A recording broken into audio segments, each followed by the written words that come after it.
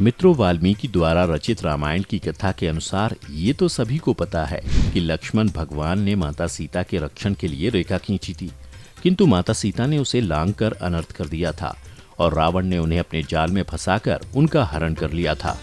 लेकिन क्या आपने कभी ये सुना है कि आखिर क्यों माता सीता को लक्ष्मण जी के लिए खींचनी पड़ी थी सीता रेखा? चलिए जानते हैं।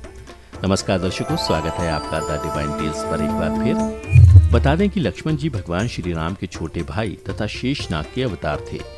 लक्ष्मण जी प्रभु राम व माता सीता को अपने माता पिता के समान मानते थे, किंतु एक पल उनके जीवन में ऐसा भी आया जब उन्होंने स्वयं को एकदम कमजोर महसूस किया था। यह वह पल था जब माता सीता ने उनके सामने सीता रेखा खींच दी थी और उन्हें सीमाओं में बांध दिया था। लंका युद्ध खत्म होने के बाद भगवान श्री राम के राज्याभिषेक होने से कुछ दिनों के उपरांत अयोध्या की प्रजा द्वारा माता सीता की पवित्रता पर कई प्रश्न उठाए जाने लगे, और जब इस बात का पता मां जानकी को चला तो उन्होंने स्वयं ही प्रभु राम के द्वारा अपना त्याग करने तथा वन में जाने का फैसला लिया। भगवान राम ने उन्हें रोकने का बहुत प्रयत्न किया, लेकिन माता सीता उन्हें अपने वचनों में बांधकर वन की तरफ प्रस्थान कर गईं।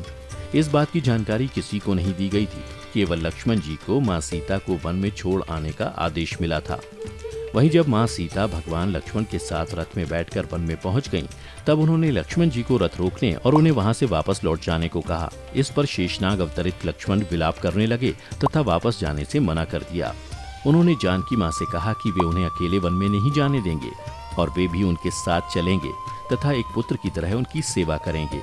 लक्ष्मण जी की ये बात सुनकर माता सीता ने उन्हें समझाने का प्रयत्न किया तथा वापस लौटकर भगवान श्री राम की सेवा करने को कहा, लेकिन भगवान लक्ष्मण वहां से जाने को तैयार ही नहीं थे।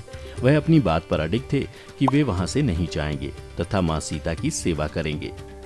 जब जानकी मां ने देखा कि लक्ष्मण जी ऐसे नहीं मानेंगे, तब उन्होंने श्री राम के अनुज के सामने एक पेड़ की डाली रखी और कहा कि जिस प्रकार एक दिन उन्होंने माता सीता के लिए रेखा खींची थी और उसे पार करने से मना किया था, उसी तरह माता ने भी लक्ष्मण जी के सामने रेखा खींची तथा एक मां के नाते उन्हें आदेश दिया तथा अपनी शपथ देती हैं कि वे इसे लांघ कर उनके पीछे नहीं आएंगे। इतना कहकर भगवती माता उस डाली को पार करके वन की तरफ चली जाती हैं।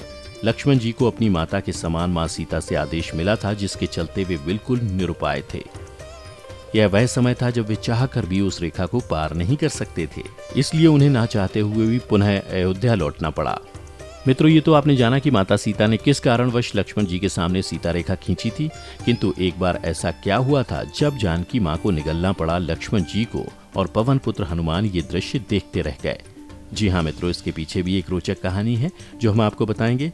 ये उस समय की बात है जब रावण का वध करने के उपरांत श्री राम लंका से माता सीता के साथ अयोध्या लौट रहे थे। उस दौरान राम नगरी अयोध्या को दीपकों से सजाया जा रहा था और यह दिन दीपावली का था, जिसे आज उत्सव के रूप में मनाया जाता है। उसी समय जानकी माता को यह स्मरण हुआ कि वनवास जाने से पूर्व मां सरयू नदी से वादा किया था कि अगर पुनः अपने पति और देवर के साथ सकुशल अयोध्या वापस आऊंगी तो आपकी पूरे विधि विधान से पूजा अर्चना करूंगी। यह सोचकर सीता मां लक्ष्मण जी को साथ लेकर रात्रि में सरयू नदी के तट पर पहुंच गईं। उन्होंने सरयू जी की पूजा करने के लिए अपने देवर से जल लाने के लिए कहा। भगवान लक्ष्मण जल लाने के लिए घड़ा लेकर सरयू नदी में उतर गए। वे घड़े में जल भर ही रहे थे कि तभी अचानक नदी के अंदर से अघासुर नाम का एक राक्षस निकला, जो लक्ष्मण जी को निगलने के लिए आगे आ रहा था। परंतु तभी भगवती सीता ने यह दृश्य देखा और उन्होंने लक्ष्मण को बचाने के लिए स्वयं लक्ष्मण जी को निगल लिया। लक्ष्मण जी को निगलने के बाद सीता जी और लक्ष्मण जी का शरीर जल के समान एक तत्व में बदल गया। यह अद्भुत दृश्य अंजनी पुत्र एक पेड़ के पीछे छिपकर देख रहे थे। उन्होंने सीता और लक्ष्मण का जल रूपी सम्मिश्रण शरीर एक घड़े में भर लिया और प्रभु श्री राम के समक्ष सारी घटना सुनाई। पवन पुत्र की सारी बात सुनने के बाद प्रभु राम मुस्कुराए और उन्होंने बजरंगबली को बताया कि इस राक्षस को भगवान भोलेनाथ का वरदान प्राप्त था, इसलिए इसका वध मैं भी नहीं कर सकता था।